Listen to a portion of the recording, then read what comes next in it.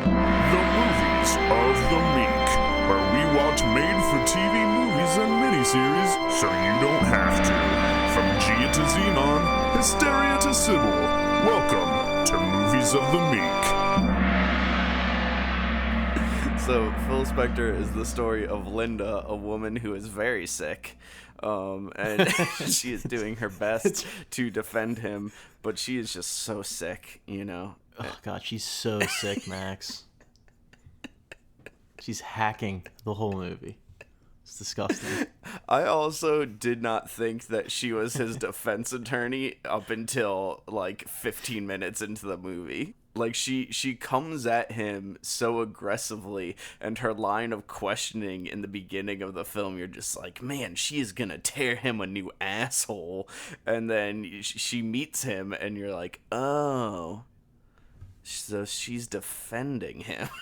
Yeah, that's what I thought too. I don't know why. I was just like, that's weird.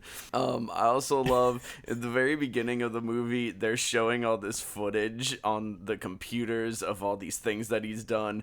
And it's one of those things where you can clearly tell that it's just they just pasted it in as just unnaturally high def footage to be on a computer. It's beautiful. This movie also, so David Mamet wrote this, and I've quoted him a bunch and his theories on screenwriting a bunch, so I was obviously very concerned because this movie is split in half between people that hate it and people that love it. I thought it was great. Yeah, I mean, yeah, I liked it a lot. It was... I don't know what I thought it was going to be, but it's a slow movie. It's a very slow, court drama movie. Yeah. You know? Which was fine, and I liked it. It wasn't what I was expecting. I don't know what I was expecting. I was expecting maybe just Phil Spector being crazy. And we got that. We got a lot of that. You do get a lot of that. Al Pacino killed it. This is one of the few films where, you see Al Pacino... And especially in his late age, he's known for his wild acting. You know what I mean? Yeah. And usually it's is he gonna go too far with it? And this movie, he can't go too far with it because he's playing Phil Spector, who's loud and over the top. I mean, I went and watched most of the interviews that this movie references. Yeah. And Phil Spector is that he's not Al Pacino did not overact in this movie. he was that wild. So I really appreciated that. Yeah. Just everything, dude. The wigs, just everything. The fucking wigs. This is an homage to Jimi Hendrix, who was also persecuted. I just can't get over it. When he gets the giant wig and he goes, "This is my tribute to Jimi Hendrix." Yeah, it's he does talk about Jimi Hendrix throughout the movie.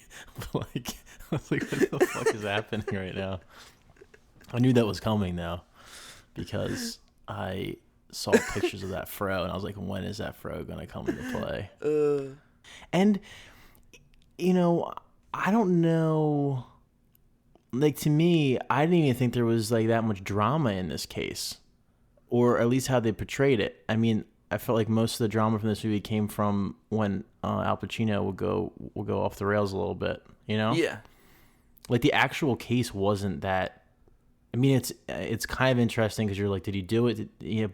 But the movie doesn't even leave you wondering, really. They're just like, well, it was impossible for him to do it. Yeah, kind of. And that's one of the things that I often wonder about an actual case like this, where it's we're seeing a dramatized representation of it. And so do you think that real life Phil Spector was always doing the kind of shit where they'd be like, did you kill that girl? And then he just never answered the question. He'd be like, let me talk to you about the Beatles. Or do you think he was like, no, of course I didn't kill her? And they're like, okay, we'll defend you now. It's one of those things where it's they have to make it seem interesting, But I felt like what they did wasn't even that interesting. He still, I don't know. Didn't you think they kind of made him out to be innocent in all of this to a certain extent? At the end of the movie, I wasn't wondering if he did it or not. I was wondering if he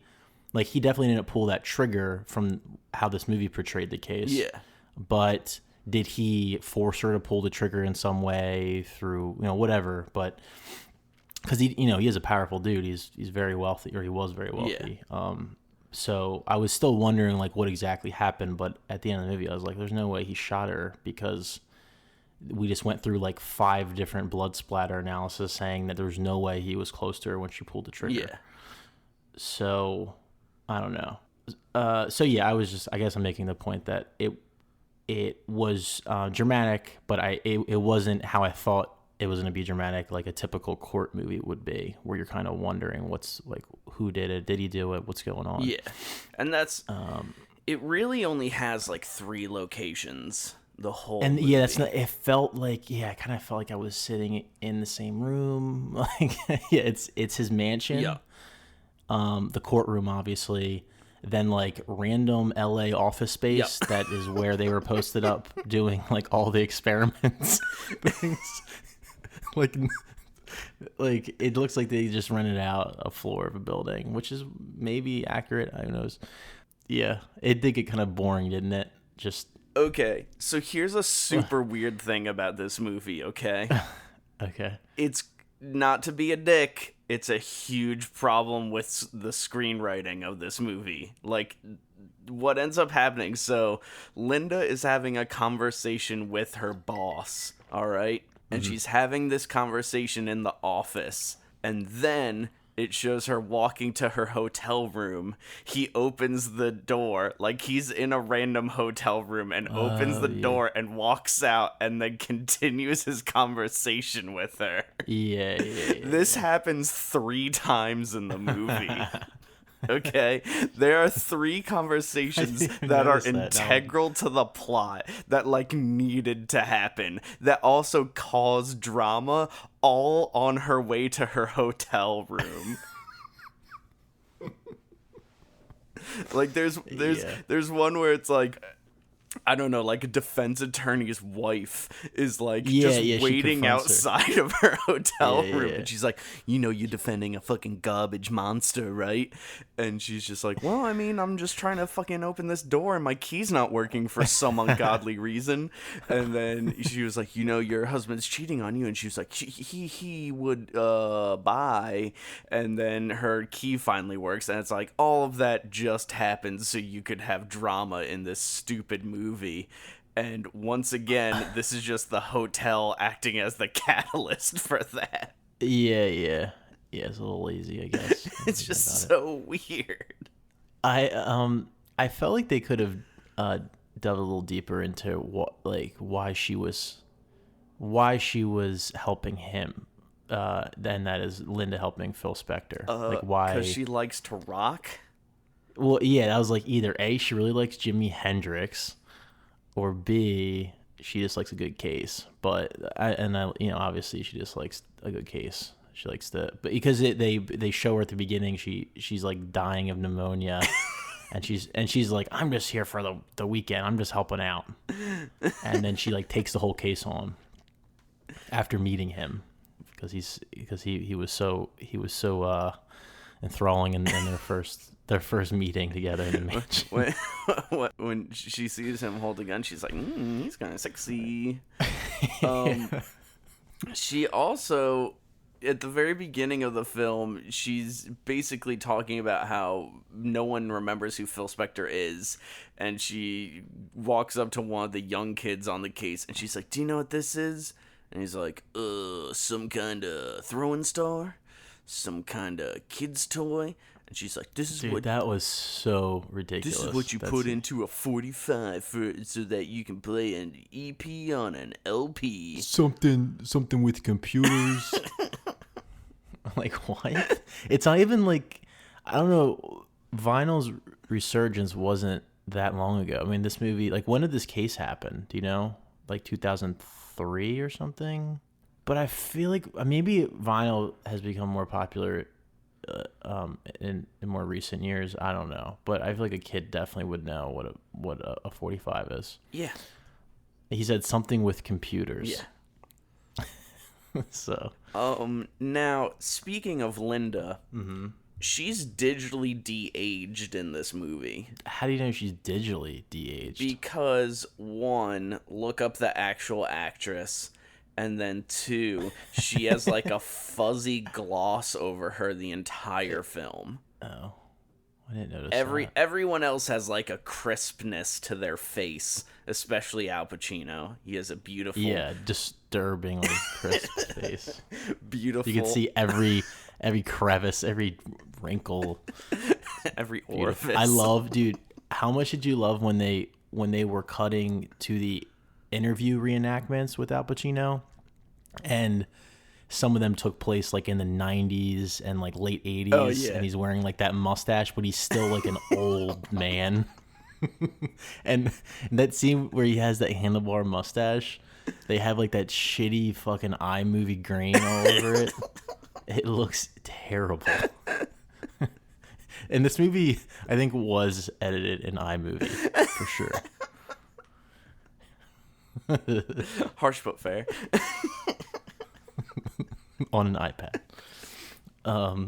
Nah, it wasn't that bad. It was just that one scene was a little weird. But and Linda's hazy glow. Hazy glow. She is digitally de-aged. Well, good for them. It's the same thing. If you watch Justice League, Ben Affleck is digitally de-aged. Wait, really? And he has just this smooth gloss all over his face, and it looks real weird. What the fuck? It is everywhere, but it's just weird seeing it in an HBO movie. Yeah, no, I guess you're right. You know? Yeah, especially this one. Like, yeah. I don't know. I feel like they didn't have. I don't know how much that effect costs, but this movie didn't seem like it had a huge budget. No. Otherwise, it would have had more sets. Yeah, they definitely spent the money on Al Pacino, though. Yeah. Worth it. And What? Unpopular opinion. Phil Spector only did albums with artists when they were past their prime. Thoughts? Well, I don't know. Well, I guess that's true. Now I'm thinking of the records that I care about. Yeah. What, yeah. Well, no. Well, actually, yeah. And I'm thinking about it, huh? I was going to say George Harrison, but that after that, All Things Must Pass, yeah. It went downhill, I guess, technically. Yep. Wow. Interesting. Because I think that is. I didn't know who Proud Mama was. I didn't know who Phil Spector was until we started watching this. Shut up. And as I was watching it, I was like, what's this dude's deal? Because obviously, Who is this dude? I obviously couldn't wait 10 seconds for them to talk about what his career was. But So- he did a lot of like one-hit wonders too. Yeah, in his early career. So I wouldn't say he worked with people past their prime. I would just say that a lot of those people were just one-hit wonders. But you are correct in like, especially like the Beatles. Like, I think he worked on their last album, right? Yeah, and that's what I'm getting at, is that like Yeah, the John second Lennon. half of his career is all just people's last shit, Yeah. and I'm just like, you killed music. You killed me. Like, that's what you should be credited for. I'm the greatest pop producer of all time. Are you? Because otherwise they would have had more albums. Damn, dude. Well, he didn't. It wasn't his fault that the Beatles broke up. Man, He could have tried harder. he could have tried harder. Yeah, I don't know. But, one thing's for sure, he doesn't ever stop not talking about that. How he was the greatest man alive. Oh, yeah. And remember that time you were touching some boobie, and remember you're looking at that boobie, and that song was playing? That was my song. Remember the first time you getting felt up in the back of a car and there's a beautiful song playing? I am that song. I am America. See that piano? John Lennon's at that piano. I like he has, I guess, this whole thing back to mono, which, all right, cool. Back What to mono. like what is that? Was that some kind of campaign that he was pushing, or was that or was promoting, or what the hell was that? Yeah, it was he was really pushing for us to revert from stereo recording to mono again. Why was he going for that? I don't know, because he's old. That's such a weird thing to try to do. But yeah, so he had this whole back to mono campaign, and this girl outside the courtroom is like, back to mono, hey Phil, back to mono. And he's like, hey, thank you so much. And then he walks up to her and she throws blood on him. Yeah. I loved that. But they use that sparks the idea to use that in the case. Oh yeah, the blood. Because Linda sees that and she's like, wait, she was about 10 feet away from him and only a little bit of blood got on his coat. Yeah. So that must mean he was 10 feet away from, what's her face? I don't know what her name is.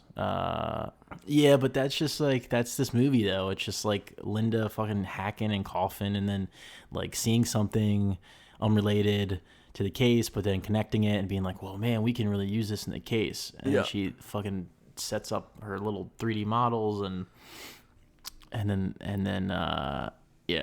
then ultimately nothing works. I think, okay, so the movie really only kicks into gear like an hour in, okay? Oh, yeah, for sure. And that's right after Phil has this confession scene where he says what actually happens. And I will say the lighting in that scene is absolutely beautiful. And so it is after that scene that she really kicks it into high gear, and she starts having some like really crazy ideas of how they could defend him. Some really interesting ways that she thinks that they can defend him. And so the catch is that the only way that they can use any of these things is have Phil go on the stand. Yeah. Oh Which then, of course, one, they have the trial with him, like the fake trial, and he completely just loses it on everyone. And when he loses it on everyone, he's like, you don't think that I know that they're gonna do this? Of course I fucking know that they're gonna do this. He's like, but that doesn't mean that you have to do this. Like, this is terrible. You're terrible people for going after me like this. And he's like, I know you're just trying to prepare me, but I don't know. I'll see y'all tomorrow. And then it's after that the next day he shows up with his hair in a giant fro. And he's like, my hair is an homage to the great Jimi Hendrix. And I was like, yes, fuck yes. Shot of him walking in to the courthouse. It's like, it's a shot of like a dark hallway, and then you just see him slowly push in, and his like his fro starts, he gets like hit by the light, and it's fucking beautiful. And then he just like stares at the camera like biting his lip, and then it hard cuts to Linda, and she's just like, what the fuck? She's like crying from her pneumonia. But I love that it's seeing that they decide, they're like, oh yeah, we cannot interview him. We cannot have him stand up there and testify. It's so fucking wild. Oh my god. But yeah, and so it just ends up being a mistrial, and then we end up at the last line of the movie, which is garbage, which is where Linda goes, I believe he is innocent, and the guy's like, are you sure? And she goes, no, but I have reasonable doubt. And I was like, oh boy. And then it just cuts. It's like they leave the room, and then it's just the table. It's like a conference table, and then there's just title cards of like what happened. It was honestly one of the most unsatisfying endings I've ever experienced. Like, I was like, that's it, really? Yeah. You didn't even show a dramatic him getting carried away or something in handcuffs. It's just fucking. But I guess that fit with the tone of the movie. I don't know. What was the tone of this movie? I don't know, Max. I don't know. It was a very strange movie. Yeah. I mean, it really is just about a sick lady defending Phil Spector. Yeah. It's also interesting just because, like, I mean, you can kind of say that David Mamet maybe started this style first, but it kind of felt more like David Mamet trying to make an Aaron Sorkin movie. Yeah, I can You see know, that. like they had a fairly large amount of walk and talks, and that's definitely become like a huge thing Aaron Sorkin does. Mm-hmm. And then also, like, Aaron Sorkin has a really specific rhythm to all of his movies. A really funny example of that is if you see his latest movie, Molly's Game. Like, the very first scene of Molly walking, just watch her arm, because you can tell that, like, the way that she had to talk and walk is, like, rhythmatically structured, and her arm is, like, wonky as shit because of it. It's very bizarre, but it's that same type of thing where it's like this entire movie has like this very rhythmatic dialogue, and it just feels, it doesn't feel exactly like David Mamet. It's he was trying some stuff, and I don't think it panned out too well. Yeah, I agree. I think I didn't really get into the rhythm of the dialogue in this movie. Maybe that's why I felt it was like super slow. Whereas like Sorkin movie, you like really get into it. You know what I mean? This one, I don't know what it was. I don't know if it was the 3 sets or the delivery. Like I don't fucking know. But well, some of the scenes were way more interesting than others. Like the introduction scene with Linda and Phil were like, that was great, I thought, and obviously like the trial rehearsal that you were talking about. But a lot of like the walk and talking scenes were just fucking boring. I don't know. Yeah, who cares? Going in and out of hotel doors. That's it. Yeah. It was an interesting movie. And I'm glad it exists, and I'm glad that they had the budget to digitally de-age Linda. I'm afraid to look her up in real life to see what she actually looks like. And yeah, I mean, would you recommend this movie, Max? To fans of not only rock and roll, but also HBO films? Not really. I don't think it served the purpose of what I was going into it for, which is I was really in the mood for a court case movie. Yeah. You know, and you were like, this is a court case movie, and I was like, fucking hell yeah. It is I don't know. I mean, they do kind of get into it though. It's not like it's like they do get into the dynamics of a trial like that. You know? Yeah, it's just not very good. I don't know. I thought some of I don't know. Like I enjoyed her trying to figure out ways to defend him, like the different ways, and that was interesting. But there really wasn't payoff, I guess, in the courtroom. It was just like, hey, here's a picture we drew on a whiteboard, and this is a gun in the mouth, and there's no way you could have done it. And then nothing really happens. Yeah, we didn't see any of it work. You know, actually, you know what I really wanted to see? We saw one of the things fail. Sometimes in these movies they have like a reenactment of the murder, right? Ooh. Like we never got any visualization of that room. And I know some movies do the thing where they keep showing it after like new evidence is revealed and you find new things out and you get a better picture, but we never really get a picture of what happened in that room ever. Yeah. And not even from the dialogue, because Phil Spector just kind of blows it off every time it's brought up. There was the one interesting interview though where he blames her for like making a mess in his house, which I thought was interesting. He's like almost angry that she killed herself. There is the one scene where they're trying the one defense with, they're like, all right, so we're glad that you're here. Thank you for coming in. Now we want you to put this gun in your mouth. Oh, yeah, that's cool. And then we want you to try and take it out without pulling the trigger. And she puts it in her mouth, and they're like, what are you doing? And then she instantly pulls the trigger. Yeah. So that's kind of a reenactment, but not really. Yeah.